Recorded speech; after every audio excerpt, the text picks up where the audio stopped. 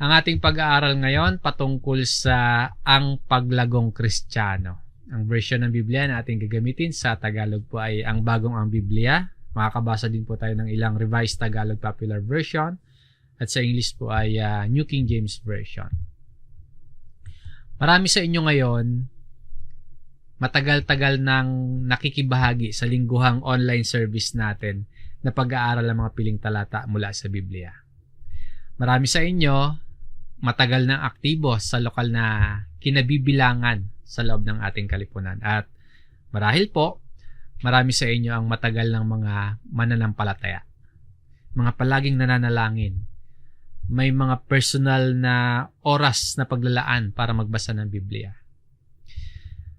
Pwede nga ba kaya na tayong mga Kristiyano na may tiyak na kaligtasan at buhay na walang hanggan kay Kristo, pero habang tumatagal tayo sa ating pananampalataya, ay hindi naman lumalago? Pwede kaya yon? Angkop kaya yon? Pwede bang ang mga katulad natin na matagal na nag-aaral ng Biblia, aktibo sa ating kanya-kanyang local church, pero hindi nakikitaan ng kahit anong pagbabago at paglago sa ating pamumuhay bilang mga Kristiyano? Siyempre, ang sagot po dyan, hindi. Dahil kinakailangan po talaga na habang tumatagal tayo sa ating pagiging mga mananampalataya, ay dapat na nakikitaan tayo ng paglago sa ating buhay Kristiyano. Sa tulong po ng ating gawain at sa kalooban ng Diyos, ipanalangin po natin ang isa't isa na patuloy nawang baguhin ang ating mga puso, gabayan tayo sa landas na dapat na nilalakaran ng isang mananampalataya, na kumilos tayo sa kung ano yung nais at kung ano yung kalooban ng Diyos na dapat gawin natin. At sama-sama nga po tayong lumago sa ating pananampalataya sa Diyos. Ang layunin po ng ating pag-aaral ngayon ay paalalahanan tayo na napakahalaga at may seryosong pangangailangan sa ating paglago sa biyaya at sa pagkakilala sa Panginoong Hesus. Katulad sa mensaheng nakapaloob na sinasabi dito sa bahagi naman ng sulat ni Apostol Pedro sa ikalawang Pedro chapter 3 verse 18. Subalit lumago kayo sa biyaya at sa pagkakilala sa ating Panginoon at tagapagligtas na si Hesukristo.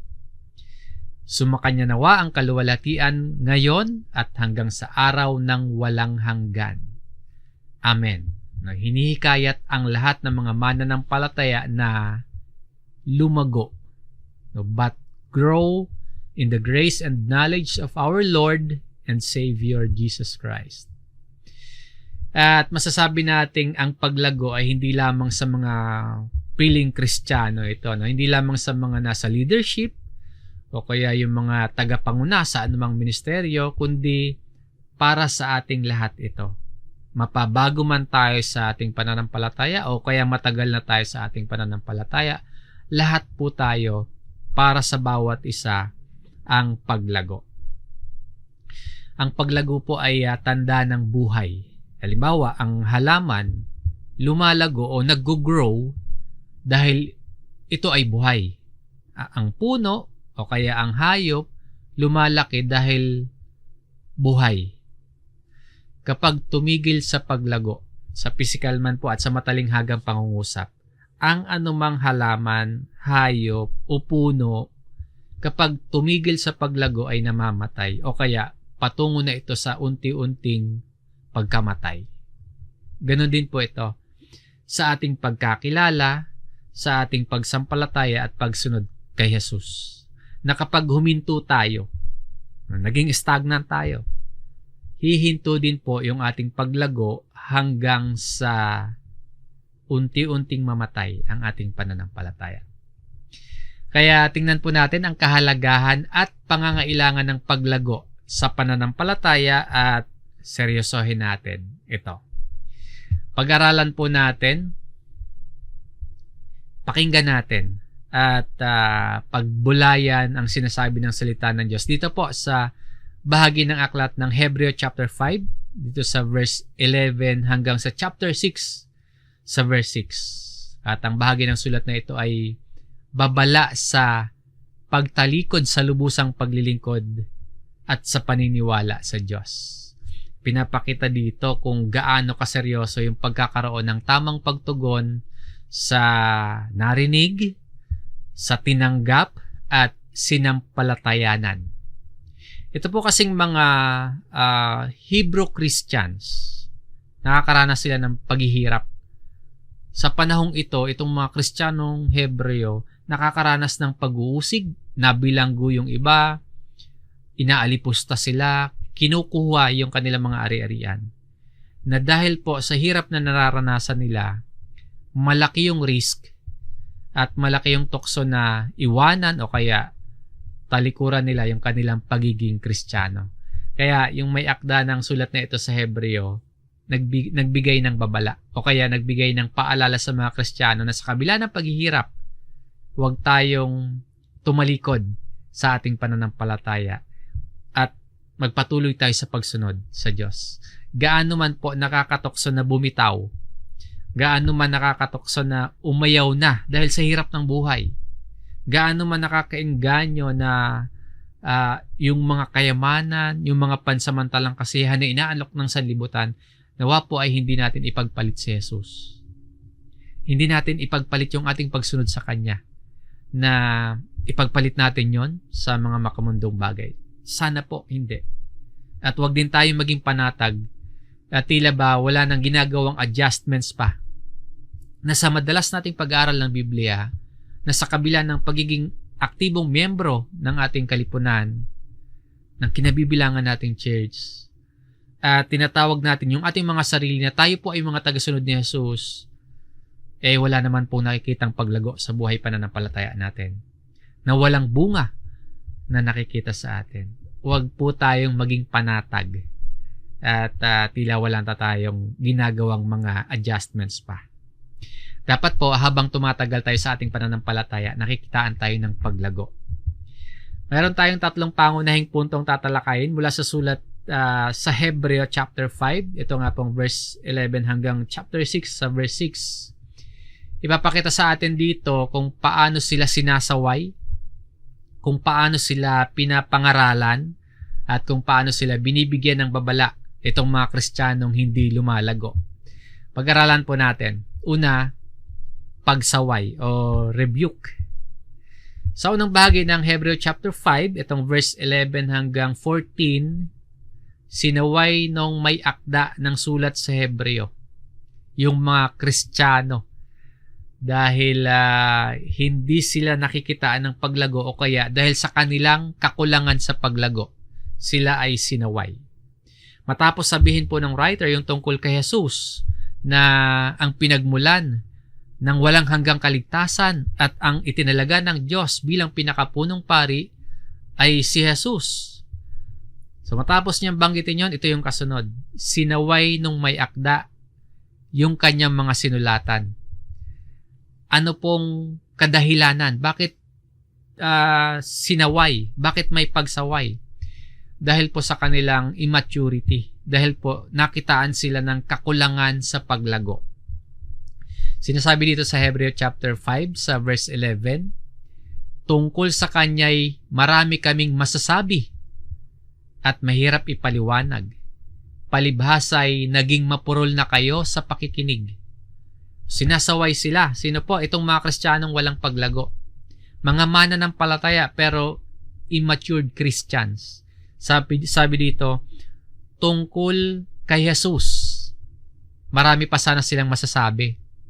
Hindi lang itong nagsulat o hindi lang itong writer ng letter na ito kundi may mga kasama pa siya ng mga tagapagturo. Marami pa daw sana silang masasabi tungkol kay Jesus. Kaso para bang stuck na sila or kaya stagnant na sila. Sa particular na sitwasyon nilang ito, ang problema po nila hindi dahil mahihinang tagapagturo yung tagapagturo nila. O kaya mahirap yung kanilang pinag-aaralan. Sa ibang sitwasyon, pwedeng gano'n, no? Mahina yung tagapagturo o kaya mahirap yung subject. Pero dito, hindi gano'n. Dahil ang problema nila, naging mapurol sila sa pakikinig. Again, hindi magaling yung mga teachers nila. At hindi din dahil may deficiency sila sa pag-unawa o kaya may kakulangan sila sa kaalaman. Hindi ganoon ang sitwasyon nila sa tagpong ito. Kundi dahil sa kanilang mabagal na moral at spiritual na pagtanggap at pagsasabuhay ng mga itinuturo sa kanila. Yun ang problema, no? Naging mapurol sila sa pakikinig. Dull of hearing. Yung bang nakikinig sila pero hindi iniintindi yung napapakinggan. Nakikinig sila pero hindi lubos na pinaniniwalaan at hindi nagkakaroon ng epekto at pagbabago sa buhay nila yung kanilang napakinggan, yung kanilang napag-aralan. Sinasaway sila dahil sa kanilang pagiging spiritually immature. Kung bago silang Kristiyano, maintindihan pa yan, syempre. Hindi naman lahat agad-agad at hindi rin ganun kadali na mag-mature. Pero itong mga sinulatan dito, mga matatagal ng believers, inaasahan na dapat dahil matagal na sila, nagtuturo na sila sa iba. Sa kasunod na talata, sapagkat bagaman sa panahong ito'y dapat na kayo'y mga guro na. Dapat pala teachers na sila, guro na, tagapagturo na sila. Ang isang tagasunod ni Jesus, sa pagtagal ng pag-aaral ng katuruan ni Jesus, sa pagtagal ng pagsunod niya kay Jesus, nagiging tagapagturo na dapat. Hindi man tayo lahat maging preachers, hindi man tayo lahat maging Bible study leader o kaya isang Sunday school teacher para sa mga kabataan, para sa mga kids, or hindi man tayo lahat maging ministry leader, pero lahat po tayo, ang bawat isa sa atin, may kakayahan na magturo sa iba. May kakayahan na mag-disciple ng kaklase, mag-disciple ng katrabaho o kaya mga kamag-anak, lalo na habang tumatagal tayo mga tagasunod ni Jesus. Dapat natututo talaga tayo na mag-akay ng kapwa na sila man po ay maging tagasunod ni Kristo. Na hindi lang tayo basta-basta nagsishare ng verses, kundi po na uunawaan na natin at natututunan din nating magpaliwanag ng gospel. Natututo tayo na mag-akay ng iba na sila din ay sumunod kay Kristo. Kailangan po habang tumatagal tayo, marunong tayo at least ng basic discipleship. Ang paalala sa atin dito habang tumatagal tayo sa pag-aaral, dapat po nakakapagturo na tayo. Hindi lamang sa salita, hindi lang sa literal na salita na marunong tayo magturo, kundi maging sa mabuting halimbawa na nakikita sa ating pamumuhay, nagiging teachers din tayo. Kung mahabang panahon na po tayo nag-aaral ng Biblia, pero wala pa tayong ginagawang mga hakbang para maturuan o kaya maimpluwensya ng iba na sila ay maging tagasunod ni Kristo, suriin natin yung ating mga sarili. Mag-isip-isip tayo. Baka tanda po iyan na tayo ay spiritually immature. Tulad dito sa mga Hebrew Christians. Dapat nagtuturo na sila Kaso sila pa yung dapat turuan ulit. Sabi po dito, kailangang muling may magturo sa inyo ng mga unang simulain ng aral ng Diyos. Mabuti naman talaga na lagi tayong tinuturuan at pinaalalahanan ng mga aral ng Diyos. Pero kung sa yung paulit-ulit nating pag-aaral, yung paulit-ulit sa ating paalala, para bang wala pa rin tayong natututunan at wala tayong maituro sa iba, baka nga hindi na tayo lumalago. Baka nga hindi tayo nagmamature.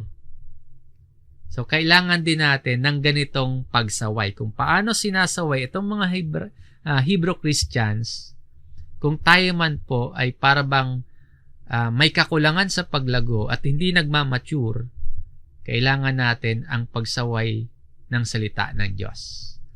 Basahin natin sa Revised Tagalog Popular ang Revised Tagalog Popular Version ng talatang ito. Subalit hanggang ngayon, Kailangan pa kayong turuan ng mga panimulang aralin tungkol sa mga salita ng Diyos. Dapat sana'y kumakain na kayo ng matigas na pagkain. Ngunit hanggang ngayon, gatas pa lamang ang inyong kaya. Hindi sila mapakain ng mga tagapagturo nila ng matigas na pagkain. Kasi ang kaya lang nilang kainin, baby food. Sa tinagal-tagal nila sa pananampalataya, ang tingin pa din sa kanila mga spiritual infant pa. Matagal na sa church, pero baby Christians pa din.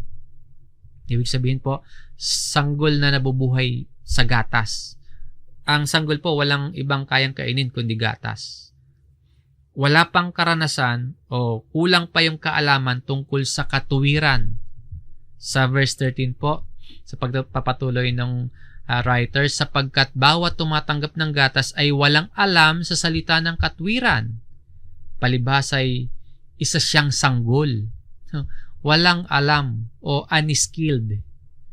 Itong unskilled, tumutukoy sa kawalan ng kakayahang nanggagaling sa karanasan sa pamumuhay bilang Kristiyano. Ibig sabihin, walang abilidad, unskilled, walang kakayahan na maunawa ang mabuti at walang kakayahan na maipahayag sa iba ang gospel. And walang kakayahan na makapamuhay sa paraang nakaugnay sa salita ng Diyos o sa Ebanghelyo. Iyon pa naman yung sinasabi nilang tinanggap at pinaniniwalaan nila, ang salita ng Diyos, ang Ebanghelyo, pero walang alam sa salita ng katwiran. Walang kakayahan na makapamuhay na nakaugnay sa salita ng Diyos. Sa panahon po natin ngayon, ito yung mga nagsasabing Kristiyano, ito yung mga aktibo sa gawain sa church, ito yung mga regular na dumadala sa mga pagtitipon, pero kapag tiningnan mo yung klase ng pamumuhay sa araw-araw, para ding hindi Kristiyano yung pamumuhay. Marami nang napakinggan, marami nang alam sa Bible, marami nang nabasa, pero kapag tiningnan ang lifestyle, walang pagkakaiba sa hindi mananampalataya ang pamumuhay. Nangungurakot sa trabaho, nandadaya sa negosyo, nanlalamang ng kapwa, nanloloko ng kapwa, o kaya makasarili, ma-pride, matigas ang puso, o kaya puro earthly pleasure ang nasa isip. At kung ano-ano pa na makamundong makabagay, mga pansariling bagay.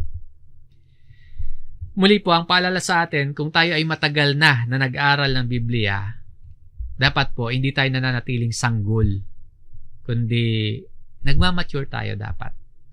Ang paglagong Kristiyano, hindi hihinto sa pagkarinig at pagkaalam ng mga doktrina at kaalaman mula sa Biblia, kundi kung paano yung mga natututunan natin nakikita at naisasabuhay natin sa araw-araw. Nakikita sa atin. Naisasabuhay natin. Hindi na nanatiling sanggol, kundi nagiging hustong gulang, nagmamature. Sino daw yung mature o ano yung katangian ng husto sa gulang? Basahin natin yung verse 14. Ngunit ang pagkaing matigas ay para sa mga nasa hustong gulang, na dahil sa pagsasagawa ay nasanay ang kanilang mga pandama na makilala ang pagkakaiba ng mabuti at masama. Ang matured, yung mga nasa hustong gulang na pagkaing matigas na ang para sa kanila. At sila po ay may kakayahan na makilala o makita ang pagkakaiba ng mabuti at masama. Kumbaga po, habang tumatagal tayo sa pag-aaral ng Biblia, nalalaman natin kung alin yung kalooban ng Diyos at nalalaman natin kung ano yung salungat sa kalooban ng Diyos. At habang tumatagal pa, nagkakaroon tayo ng kakayahang magdesisyon at kakayahang piliin kung ano talaga yung makapagbibigay ng kaluguran sa Diyos. Kung ano talaga yung mabuti sa sarili at sa pamilya natin. Lalago tayo bilang mga Kristiyano kung patuloy tayo at sinasanay natin yung ating mga sarili sa pag-aaral at pagsunod sa salita ng Diyos. Kakaulit-ulit natin, kakapaulit-ulit nating mag-aral at magsabuhay ng salita ng Diyos, nade-develop tayo. Nadadagdagan yung kaalaman natin hanggang makayanan natin yung pagkaing matigas, solid food. Yung mas malalim na tayo sa aral at mas malalim na tayo sa kaalaman sa pananampalataya. So, sinaway sila dito nung sumulat ng aklat ng Hebreo. Bakit sila sinaway? Kabilang sila sa may katangian na immature, na hindi pa nila kaya yung pagkaing matigas. Paalala po sa atin na kung Kristiyano na tayo sa matagal na panahon, pero wala pa ring makita or nakikitang sign of maturity sa atin, hindi naman po siguro tama na makontento na lang tayo sa ganyang kalagayan. Yun yung paalala sa atin dito. Siyempre po, sa lahat naman sa atin, makikitaan pa rin tayo ng signs of immaturity. Meron pa rin tayo niyan. Pero, kung wala man lang bakas ng maturity, ibang usapan na yun. Sinasaway din tayo kapag ganon. Para sa atin din yung pagsaway dito. Kailangan po hindi laging gatas, kundi dapat po nasasanay din tayo sa pagkaing matigas. Kaya pagkatapos ng pagsaway, ito po yung kasunod. Merong pangaral o exhortation. Advice o kaya sermon sa kanila, o kaya paghihikayat o pagpapalakas ng loob na may dalang spiritual o moral na mensahe. Kung immature Christians pa tayo, hindi natin pwedeng sabihin okay na tayo sa ganong kalagayan. Kailangan po may paglagong nakikita sa atin. Pakinggan natin ang pangaral dito. Meron tayong dapat gawin. Meron tayong dapat iwanan. Meron tayong dapat tunguhin. Meron tayong dapat abutin. And meron tayong tulong na kailangan para magpatuloy tayo sa paglago. So, una, ano yung kailangang iwanan? Sabi dito sa verse 1 sa Hebreo chapter 6. Kaya't iwanan natin ang mga unang simulain ng aral ni Kristo at tayo'y magpatuloy sa kasakdalan na huwag nating ilagay ang saligan ng pagsisisi mula sa mga patay na gawa at pananampalataya sa Diyos. Isang paalala na hindi tayo dapat manatili lamang sa mga pangunahing aral tungkol kay Kristo, kundi dapat po nagpapatuloy tayo sa espiritual na paglago. Lumalalim yung kaalaman natin sa aral ni Kristo. Ibig sabihin, hindi na kailangang paulit-ulit tayong bumalik sa mga unang hakbang tulad ng pagsisisi sa mga kasalanan at pananampalataya sa Diyos. Mga pundasyon niya na mahalaga. Hindi yan dapat kalimutan or baliwalain. Mahalagang pundasyon yan, yung pagsisisi sa kasalanan at pananampalataya sa Diyos. Mahalagang simulaing aral yan, pero panimula lamang yan. Ang hamon sa atin dito, lumalim pa tayo sa kaalaman at pag-unawa. Lumalim pa yung ating pamumuhay ayon sa kalooban ng Diyos. Meron tayong aabutin or tutunguhin patungo sa pagiging ganap o kaya kasakdalan at maging matatag yung ating pananampalataya. Paalala po sa atin na huwag tayong manatili sa simulain or basic o unang simulain na aral, kundi magpatuloy tayo, lumago tayo, maging mature tayo sa spiritual na aspeto ng ating buhay. Kumbaga sa sistema po ng edukasyon natin, kapag nakatapos at natutunan natin yung elementary subjects, ang kasunod na high school, o senior high o kaya pagkatapos college, ganon.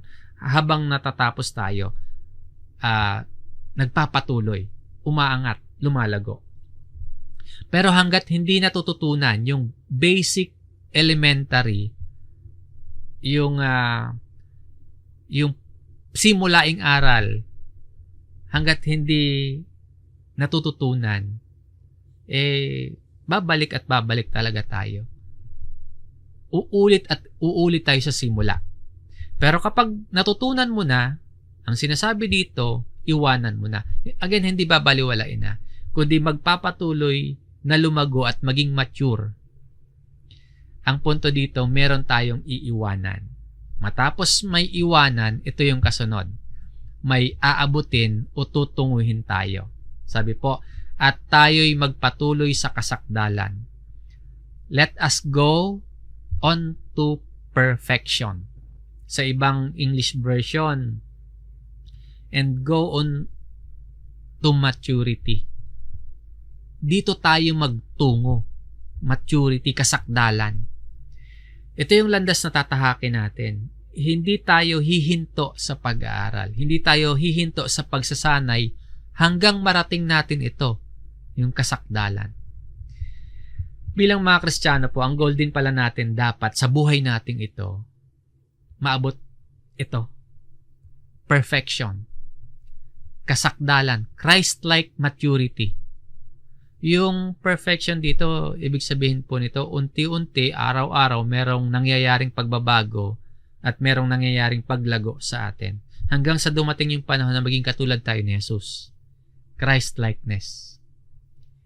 Dahil ang layunin po, itinakdang layunin at itinalaga para sa atin ng Diyos, maging katulad tayo sa kanyang anak na si Jesus. At ganoon din po ang layunin ni Pablo sa kanyang pangangaral, sa kanyang ministeryo. Ang layunin ni Pablo, maiharap niyang sakdal ang lahat kay Kristo. Maiharap niyang sakdal. Kaya bukod po sa may iiwanan tayo, meron talaga tayong tutunguhin. At ang kapakinabangan po ng pag-aral natin ng Biblia o ng banal na kasulatan, para kayo po na mga lingkod ay maging karapat-dapat at handa sa lahat ng mabubuting gawain. So dapat, yan yung maging layunin ng bawat isa sa atin. Magpatuloy tayo sa kasakdalan. Muli po, may kailangang iwanan. May kailangang abutin o tunguhin. Ito yon, kasakdalan. Pero hindi naman natin magagawa yan sa sarili lang natin. Meron tayong tulong na kailangan. Meron tayong kailangang tulong. Ang sabi sa verse 3, dito sa Hebrew chapter 6, at ating gagawin ito kung hihintulot ng Diyos. Meron tayong kailangang gawin. Pero kailangan natin ang tulong ng Diyos. Sinasabi dito na yung ating pagsulong o yung spiritual na paglago, yung pag-iwan sa mga pangunahing aral at yung pag-abot sa kasakdalan, mangyayari lamang yon kung ipahihintulot ng Diyos o if God permits. Pinapakita nito na bagamat may tungkulin tayong magsikap sa ating spiritual na buhay, nakasalalay pa rin po yung ating paglago sa biyaya at kapahintulutan ng Diyos. Hindi natin kayang lumago sa sariling lakas lamang, sa sariling kakayahan lamang. Kailangan natin ang paggabay, kailangan natin ang pahintulot ng Diyos. Gagawin natin yung ating makakaya para lumago tayo sa ating pananampalataya, pero kinikilala natin na mangyayari lamang yung paglago na yon sa tulong at pagpapahintulot ng Diyos. Ito po ay paalala ng ating patuloy na pagsisikap na nagsusumikap tayong may pagpapakumbaba, nagsusumikap tayong may pagtitiwala dahil ang Diyos po ang may pahintulot sa ating spiritual na journey o paglalakbay. So, nakita natin sa mga talatang ating binasa dito sa Hebreo, matapos sawayin, iyan naman yung pangaral dito ng may akda. Meron tayong iiwanan, meron tayong aabutin, at meron tayong tulong na kailangan mula sa Diyos. At ang kasunod, merong babala o warning. Bakit may babala? Pagpapakita ito na delikado kapag walang paglago. Kapag sinaway, tapos ayaw makinig, kapag pinagsabihan kung ano yung dapat gawin pero ayaw namang sumunod, delikado. Kaya may warning. Dito sa ikatlo at huling bahagi ng ating aralin, makikita natin yung babala na kapag hindi lumalago sa pananampalataya ang isang mananampalataya, may warning na maaaring mauwi yung kanyang kalagayan sa trahedya. Sa verse 4, Hebreo chapter 6, sapagkat hindi mangyayari na ang mga dating naliwanagan na at nakalasap ng kaloob ng kalangitan at mga naging kabahagi ng Espiritu Santo. Ito po ay isang seryosong paalala. Ito po ay isang seryosong babala tungkol sa panganib sa pagtalikod sa pananampalataya. Yung namatay hanggang sa nawala ang pananampalataya.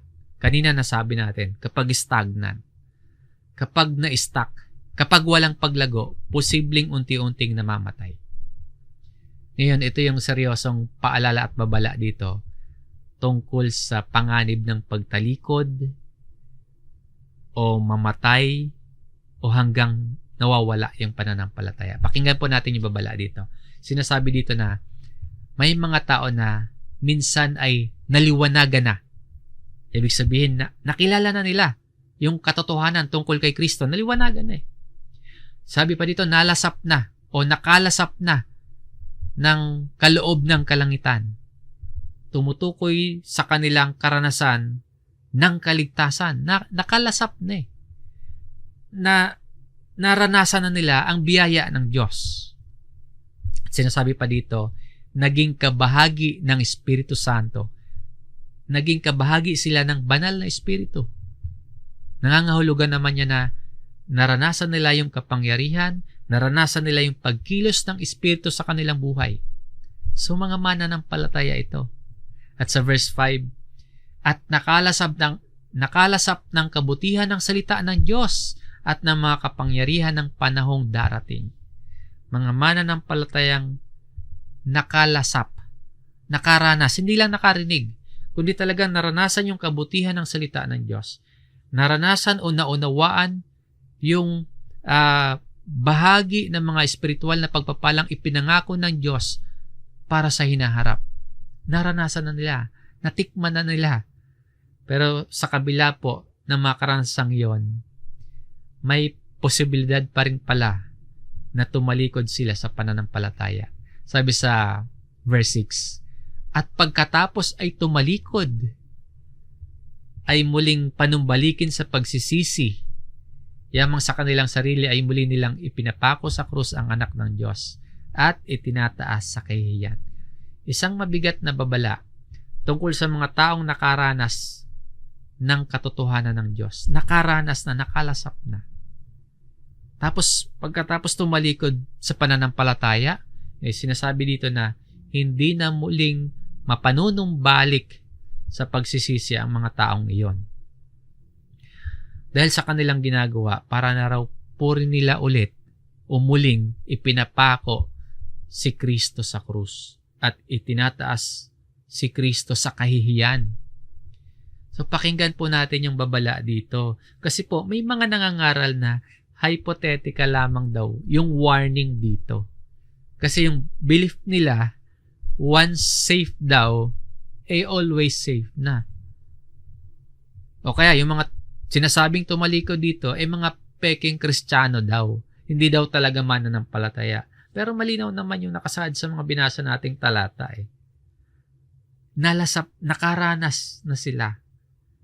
Sa kabila ng lahat ng naranasan nila, may posibilidad pa rin na ang isang tao ay tumalikod. At kapag tumalikod, hindi na mangyayari na muli pang panumbalikin. Hindi dahil ayaw ng Diyos na magpatawad, kundi dahil dumating na sa puntong tumigas na yung kanilang puso. Itinakwil nila yung kaligtasan na sa kabila ng ginawang pagliligtas ng Diyos sa pamamagitan ni Jesus, tinalikuran pa rin nila yon. So, if they fall away, sinasabi dito, it is impossible to renew them again to repentance. Ang mensahe dito, hindi para mawalan tayo ng pag-asa o hindi para mawalan ng pag-asa ang sinuman, kundi paalalahanan tayo na huwag tayong maging kampante. Totoo at mahalaga yung ating kaligtasan at seryoso ang ginawang pagliligtas sa atin. Kaya po, dapat nating seryosohin yon. Dapat din nating ingatan at dapat nating ipamuhay yung kaligtasan na yon. Habang may lakas pa tayo, habang may oras pa tayo, magpatuloy tayo sa ating pananampalataya. Huwag tayong tatalikod. Kundi dapat po magpakumbaba na lumapit sa Diyos at magpatuloy tayo sa pananampalataya at sa pagsasabuhay ng ating pananampalataya. So may panawagan sa atin, sa ating lahat. Itinuro at ipinaalala sa atin yung seryosong kahalagahan ng paglagong Kristiyano na kailangang sawayin yung mga hindi lumalago. na kailangang iwanan natin yung immaturity at magpatuloy tayo sa tungo sa maturity. At ipinakita din sa atin na may kapahamakan yung kalalagyan ng sinumang tumalikod kay Kristo. So, merong panawagan sa ating lahat. Una, sa pagsisiyasat sa sarili. Sa sulat na ito ni Pablo sa mga taga-Korinto, dito po sa 2 Korinto chapter 13, sa verse 5, sinasabi, siyasatin ninyo ang inyong mga sarili kung kayo'y nasa pananampalataya. Subukin ninyo ang inyong mga sarili. Hindi ba ninyo nalalaman na si Jesucristo ay nasa inyo? Malibang kayo'y nabigo sa pagsubok. Ito yung panawagan sa atin. Siyasatin yung ating puso. Examine yourselves. Hamon at panawagan ito sa mga mananampalataya na suriin, subukin, examine yourselves. Kung tunay ba tayong na kay Kristo, kung tunay tayong nananatili sa pananampalataya. Hindi sapat na sinasabi lamang natin na tayo po ay mga Kristiyano. Hindi sapat na sinasabi lang natin na tayo ay mga mananampalataya at tagasunod ni Kristo. Dapat din po nating tiyakin na yung ating pamumuhay nagpapakita ng tunay na pananampalataya kay Kristo. Yung ating pamumuhay nakikitaan din tayo na talagang tagasunod tayo ni Kristo. Isang paalala na hindi tayo dapat maging kampante sa ating pananampalataya. Kailangan nating patuloy na suriin yung ating sarili kung tunay tayong at tapat na lumalakad kasama ni Kristo. Ang tunay na pananampalataya po may bunga, may ebidensya o kaya may resulta. So, siyasatin natin yung ating sarili. At bukod sa sarili, ang panawagan ay para sa pananagutan sa isa't isa. Dito po sa Hebreo chapter 3, verse 13, ngunit magpayuhan kayo sa isa't isa araw-araw, habang ito ay tinatawag na ngayon, upang walang sinuman sa inyo ang papagmatigasin ng pagiging madaya ng kasalanan. Kailangan din natin yung ating kapwa mananampalataya. Hindi sapat na mag-isa tayong lumalakad sa ating spiritual na buhay. Meron tayong gampanin para sa isa't isa, yung regular at may intentional na pagsusumikap na palakasin ang kapatid sa pananampalataya. Ang pananampalataya po, isang paglalakbay na hindi natin dapat ginagampan ng mag-isa. Kaya po, maging handa tayong magpatibay at magpayo sa kapatid. Meron tayong malasakit sa kapwa mananampalataya. And kasabay nun, maging bukas din tayong tanggapin ang payo, ang paalala at pagtutuwid mula sa iba. Ang panawagan sa ating lahat, manatiling nakakapit kay Kristo, huwag bibitaw. Dahil sa Panginoong Hesus po, sa Kanya natin matatagpuan yung kaligtasan at ang bagong buhay at ang buhay na walang hanggan. Eternal life na nakalaan lamang para sa mga nananatiling nakakapit, nagpapatuloy at lumalago kay Kristo hanggang wakas ng ating buhay o kaya hanggang sa muling pagparito ni Jesus. Kaya po, bilang mga mananampalataya, tayo ay tinatawagan na hindi manatili sa mababaw na aral ng pananampalataya, kundi magpatuloy tayo sa espiritual na paglago. Kailangan po meron tayong kasipagan, kasigasigan, kapakumbabaan at katapatan na magpatuloy sa paglagong Kristiyano. Dapat nating bantayan yung ating mga puso. Masyadong mapandaya ang kasalanan. Bantayan natin ang ating mga puso. Pagmalasakitan natin ang iba. Mapanganib po ang pagtalikod sa pananampalataya. Nakita po natin na ang tunay na pananampalataya hindi nasusukat sa dami ng ating narinig. O kaya hindi rin nasusukat yan sa dami ng nalalaman natin mula sa Biblia. Kundi sa patuloy nating pagsunod, sa pagbabago ng puso at patuloy nating pagkapit kay Kristo. Nawa po na tulungan tayo ng ating aralin na mamuhay tayong may takot sa Diyos at sa Kanyang pahintulot ay patuloy tayong lumago hanggang sa maging ganap yung ating kasakdalan sa Kanya. Hanggang dito po ang ating aralin. Maraming salamat po mga kapatid sa inyong pagsama at sa inyong pakikinig. Tayo po ay muling manalangin.